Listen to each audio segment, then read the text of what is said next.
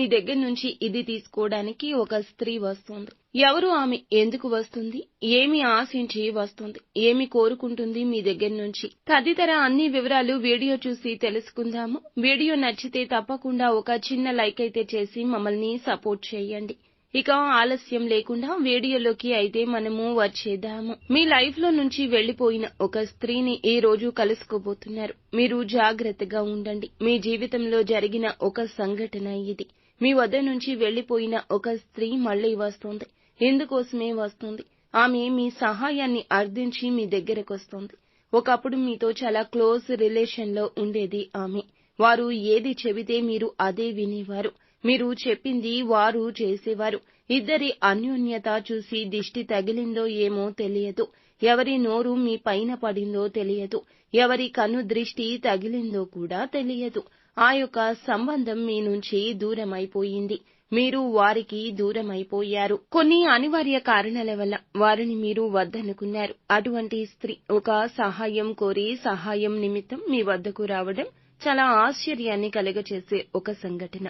అలాగే ఈ రోజున దినఫలాల ప్రకారం మిగతా అంశాలు చూస్తే రాజకీయ నేపథ్యం ఉన్న ఒక శుభ కార్యక్రమానికి మీరు హాజరు కావాల్సిన ఒక పత్రిక వస్తుంది. బంధువుల నుంచి ఆహ్వానాన్ని పొందుకుంటారు. చాలా కాలం క్రితం వెడిపోయిన బంధువులు కూడా ఈ రోజున ఫోన్ కాల్ ద్వారా మిమ్మల్ని శుభ కార్యక్రమానికి ఆహ్వానించడం జరుగుతుంది. అది మీకు కుటుంబానికి కూడా ఆశ్చర్యాన్ని కలగచేసే సంఘటన. ఈ రాశి వారు ఎవరైతే చాలా రోజులుగా నిరుద్యోగ సమస్యతో బాధపడుతున్నారో వారి ముందుకు ఒక అవకాశం రాబోతుంది. అవకాశం సద్వినియోగం చేసుకుని ఖచ్చితంగా విజయ పదంలోకి దూసుకెళ్తారు. ఈ రోజు దినఫలాల ప్రకారం ఎవరైతే చాలా రోజులుగా ఆర్థిక భారంతో సతమతం అవుతున్నారో మరొక ఆదాయ వనరుకు సంబంధించిన ఒక శుభవార్తను ఈ రోజున రిసీవ్ చేసుకుంటారు. ఇక ఈ రోజు కుటుంబ సభ్యులతో ఎక్కువగా సమయాన్ని గడుపుతారు. చాలా కాలంగా కుటుంబ కలహాలతో దూరంగా ఉంటున్న మీ కుటుంబ సభ్యులు ఎవరైతే ఉన్నారో మీకు తారసపడ్డం మధ్యవర్తుల ద్వారా మీరు ఒకరితో ఒకరు మాట్లాడుకోవడం జరుగుతుంది. ఇక మీ యొక్క బంధాన్ని తిరిగి మళ్లీ కంటిన్యూ చేస్తారు. రాజకీయ నాయకులకు సమయం కలిసొస్తుంది. భవిష్యత్తుకు సంబంధించి పలు కీలక నిర్ణయాలకు సంబంధించి శుభవార్తలను వింటారు.